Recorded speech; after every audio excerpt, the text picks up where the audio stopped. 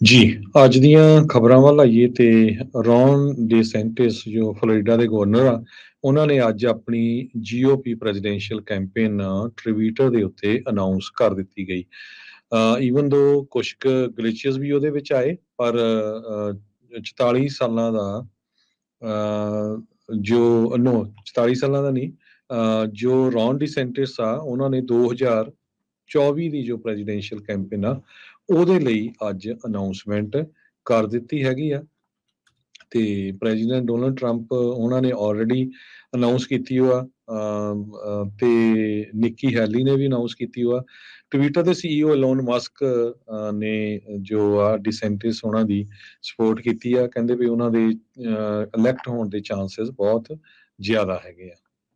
ਜੀ ਸੋ Twitter talk ਦੇ ਉੱਤੇ ਉਹਨਾਂ ਨੇ ਗੱਲਬਾਤ ਕਰਦੇ ਹੋਏ ਇਹ ਕੀਤਾ। ਸੋ ਇਹਨਾਂ ਦੀ ਟਵਿੱਟਰ ਸਪੇਸ ਇੱਕ ਦੋ ਵਾਰੀ ਕ੍ਰੈਸ਼ ਵੀ ਜਿਹੜੀ ਉਹ ਹੋ ਗਈ। ਕਾਫੀ ਲੰਬੀ ਚੌੜੀ ਇਹਨਾਂ ਦੀ ਗੱਲਬਾਤ ਰਹੀ, ਘੰਟੇ ਤੋਂ ਵੱਧ ਗੱਲਬਾਤ ਕਰਦੇ ਹੋਏ ਈਲੋਨ ਮਸਕ ਦੇ ਨਾਲ ਕਿਸੇ ਹੋਰ ਜਾਣੇ ਵੀ, ਕਈ ਜਾਣਿਆਂ ਨੇ ਕਹਿੰਦੇ ਆ ਵੀ ਇਹ ਸਾਰੀਆਂ ਚੀਜ਼ਾਂ ਨੂੰ ਅਨਾਊਂਸ ਜਿਹੜਾ ਉਹ ਕੀਤਾ ਹੈਗਾ ਆ। ਸੋ ਡਿਜ਼ਨੀ ਦੀਆਂ ਗੱਲਾਂ ਵੀ ਉਹਨਾਂ ਨੇ ਉੱਥੇ ਕੀਤੀਆਂ। ਕਿੱਦਾਂ ਰਹੂਗਾ ਓਵਰਆਲ ਇਹ ਜਿਹੜਾ ਹੁਣ ਦੇਖਣਾ ਹੋਊਗਾ। ਸੋ ਬੜੇ ਚਿਰ ਤੋਂ ਉਡੀਕੀ ਜਾ ਰਹੀ ਸੀ। ਇਹ ਕੋਈ ਇੱਦਾਂ ਨਹੀਂ ਆ ਵੀ ਇਹ ਸਰਪ੍ਰਾਈਜ਼ ਆ। ਰੌਨ ਡਿਸੈਂਟਿਸ ਇਸ ਅਨਾਊਂਸਮੈਂਟ ਨੂੰ ਚਿਰ ਤੋਂ ਜਿਹੜਾ ਬਿਲਡ ਅਪ ਉਹ ਕਰ ਰਿਹਾ ਸੀਗਾ। ਇਵੈਂਚੁਅਲੀ ਰੌਨ ਡਿਸੈਂਟਿਸ ਨੇ ਇਹ ਐਲਾਨ ਕਰ ਦਿੱਤਾ ਆ।